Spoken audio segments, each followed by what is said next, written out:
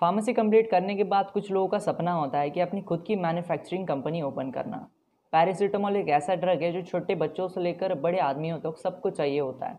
मुझे Sunday live में question पूछा गया था कि अगर हमें पैरासीटामोल की मैन्युफैक्चरिंग कंपनी ओपन करनी है तो हमें कितनी कॉस्ट आएगी और उसके लिए क्या प्रोसीजर होती है।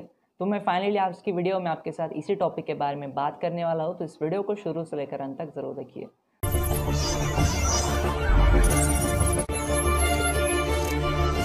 दोस्तों, जब से हमने ये चैनल स्टार्ट किया है तब से हमने इस टॉपिक के बारे में कभी भी ज़्यादा बात नहीं की है। इसका रीज़न ये था कि जब तक हमें प्रॉपर इन्फॉर्मेशन नहीं होती है तब तक हम उस टॉपिक में नहीं घुसते हैं।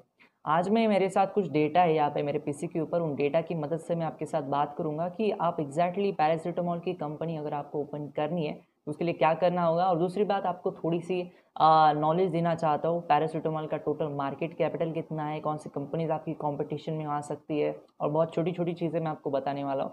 सबसे पहले मैं चाहता हूँ कि आप पैरासीटामोल के इंट्रोडक्शन को थोड़ी सी जान लें। पैरासीटामोल का दूसरा नाम है, उसका एपीए जैसे बोलते हैं, उसका लॉन्ग फॉर्म में होता है एसिटोमिनोफिन जिसे हम बोलते हैं।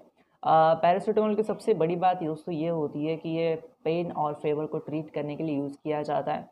और पैरासीटामोल का और एक बहुत बड़ी बात ये है कि मॉडरेट पेन से लेकर छोटी छोटी पेन तक ये भी यूज़ किया जा सकता है। मेरे पास पीसी के ऊपर बहुत डेटा है, मैं एक डेटा आपको पढ़ा के सुनाने वाला हूँ क्योंकि ये डेटा बहुत इंपॉर्टेंट है अगर आपको पैरासीटामोल के बारे में जानना है। और दूसरी बात मैं आपको और एक कहना चाहता हूँ कि पैरासीटामोल जो है वो एंटी इन्फ्लेमेटरी एक्शन नहीं देता है, ये भी बहुत बड़ी बात आपको जाननी पड़ेगी। और पैरासीटामोल जो है वो रिमेटिक डिसऑर्डर जो होते हैं उसमें नहीं यूज़ किया जाता, यानी बहुत सारे कॉम्प्लिकेशंस में पैरासीटामोल कई बार यूज़ नहीं किया जाता, लेकिन मोस्ट प्रोबेबली जो होता है वो लेस टॉक्सिक होता है एस्पिरिन से, और इसलिए मोस्ट प्रोबेबली प्रेफर किया जाता है बहुत जगह पे यूज़ नहीं किया जाता और बहुत जगह पे यूज़ किया जाता है, ऐसा हम बोल सकते हैं। तो ये तो हो गया बेसिक सा इंट्रोडक्शन, इसके बारे में ज़्यादा बात नहीं करूँगा क्योंकि जब आप मेडिसिनल केमिस्ट्री पढ़ोगे तब आपके नॉलेज में, आपकी सिलेबस में ऑलरेडी टॉपिक है, तो इसके बारे में ज़्यादा नहीं घुसेंगे हम लोग।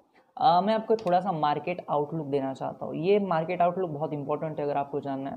Pharmaceutical industry in India ranks third in the world, यानी दुनिया में तीसरी सबसे बड़ी इंडस्ट्री मानी जाती है। और रही बात यह कि यह चौथी सबसे बड़ी वैल्यू में इंडस्ट्री है, pharmaceutical industry in India. 20% of global export in generics, making it the largest provider of generic medications, यानी लगभग 20% ग्लोबल जो एक्सपोर्ट होता है वो इंडिया से ही होता है। ये एक बहुत बड़ी बात है। और वैसे ओवरऑल में बात करूँ तो अगर एग्रेसिव प्रोग्रेशन की बात करें तो फार्मास्यूटिकल इंडस्ट्री इन इंडिया लगभग ऐसा बोला जाता था 70 बिलियन डॉलर तक जा सकती है, बहुत बड़ी अमाउंट होती है दोस्तों। और ओवरऑल अगर मैं बात करूँ तो सिनेरियो इंडिया के लिए बहुत ही अच्छा है, स्पेशली फार्मास्यूटिकल इंडस्ट्री में। अगर मैं बात करता हूँ स्पेशली पैरासीटामोल की, तो ग्लोबल जो मार्केट वैल्यू है इसका वो लगभग 800 मिलियन डॉलर्स है, और जो कि 2014 की बात है।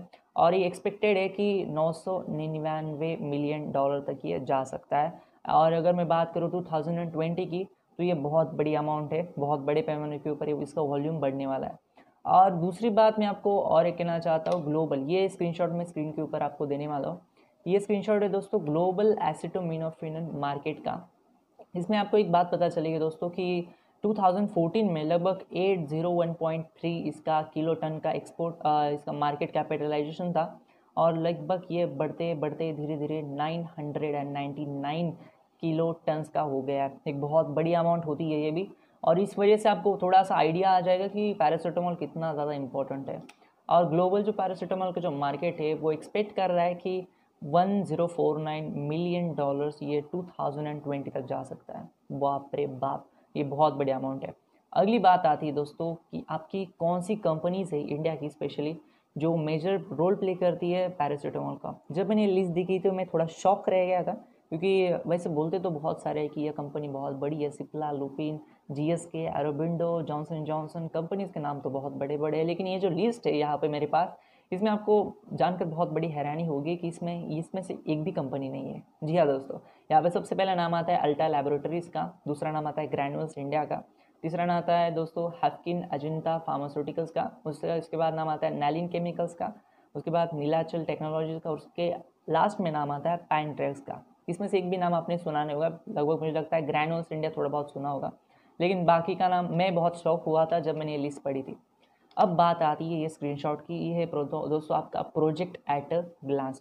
ये जो लिस्ट है दोस्तों, ये आपको थोड़ी सी आइडिया देगी कि लैंड आपको कितनी चाहिए, बिल्डिंग्स आपको कितनी कॉस्ट हो सकती है, प्लांट मशीनरीज, आपकी motor vehicles, office automation, technical know how fees कितनी होगी, फ्रेंचाइजी की कैसी होगी, प्रिलिमिनरी प्रोविजन कॉन्टीजेंसीज कैसी होगी, मार्जिन मनी कितना होगा और टोटल कॉस्ट कितनी होगी। ये बहुत बड़ी अमाउंट है।